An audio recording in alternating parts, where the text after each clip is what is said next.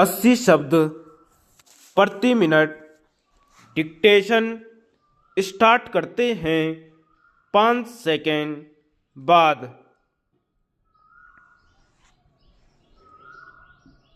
सभापति महोदय, केंद्रीय सरकारी कर्मचारियों को हिंदी में प्रशिक्षण के सभी पहलुओं पर विचार करने तथा अब तक उसकी प्रगति की समीक्षा करने के लिए एक समिति के गठन का प्रस्ताव है।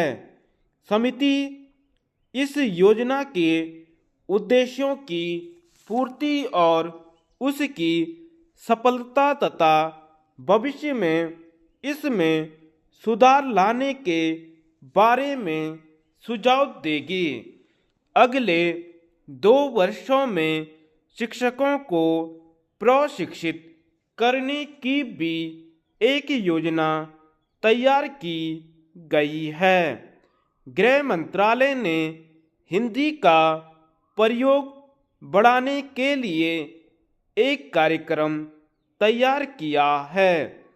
हिंदी सलाहकार समिति ने 22 जून को यहाँ अपनी बैठक में इस पर स्वीकृति दे दी है।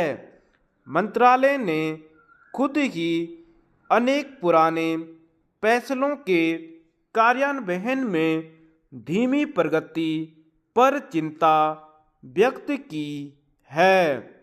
अब तय हुआ है कि भारत में हस्ताक्षर किए जाने वाले सभी अंतर्राष्ट्रीय समझौते और तथा संधियां जो हिंदी में तैयार होने वाली हों अवश्य ही हिंदी में तैयार होने लगेंगे। करारों, संविदाओं तथा टेंडरों के फार्मों आदि को हिंदी और अंग्रेजी में तैयार करने के प्रयत्न किए जाएंगे। हिंदी सलाहकार समिति की बैठक की अध्यक्षता गृह मंत्री ने की।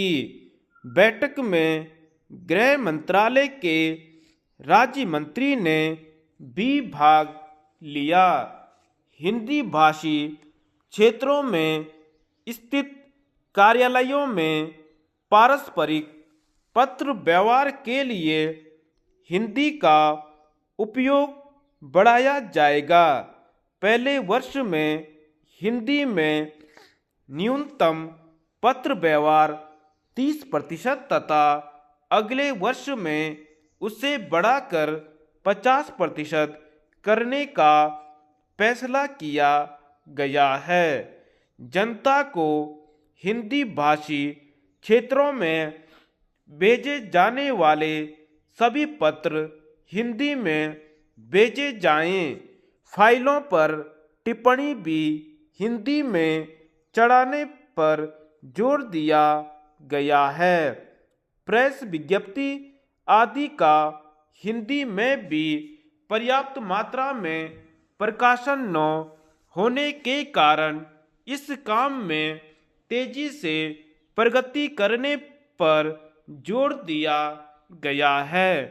जिन कार्यालयों में 25 से अधिक तथा 100 से कम कर्मचारी हों उनमें कम से कम एक हिंदी टाइपराइटर जरूर खरीदा जाना चाहिए तथा हिंदी टाइपिस्ट तथा स्टेनोग्राफर भी नियुक्त किए जाएं। ये निर्देश तो हिंदी के प्रयोग को बढ़ावा देने के लिए वास्तव में प्रशंसनीय कहे जा सकते हैं, लेकिन केवल निर्देश देने से काम नहीं चलता। सबसे महत्वपूर्ण बात यह है कि लोगों के सोचने के ढंग में परिवर्तन आना चाहिए। लोगों को चाहिए कि वे स्वेच्छा से अपना दिन प्रतिदिन का कार्य हिंदी में करें और यह न सोचे कि हिंदी में कार्य करने पर लोग उन्हें अनपढ़ समझेंगे। जब तक लोगों के अंदर यह हीन भावना विद्यमान रहेगी कि अंग्रेजी में काम करने पर या अंग्रेजी में बातचीत करने पर ही दूसरे उन्हें पढ़ा लिखा समझेंगे, तब तक हिंदी का प्रयोग नहीं बढ़ सकता, चाहे सरकार कितने ही प्रयत्न कर ले या धन खर्च कर ले। धन्यवाद।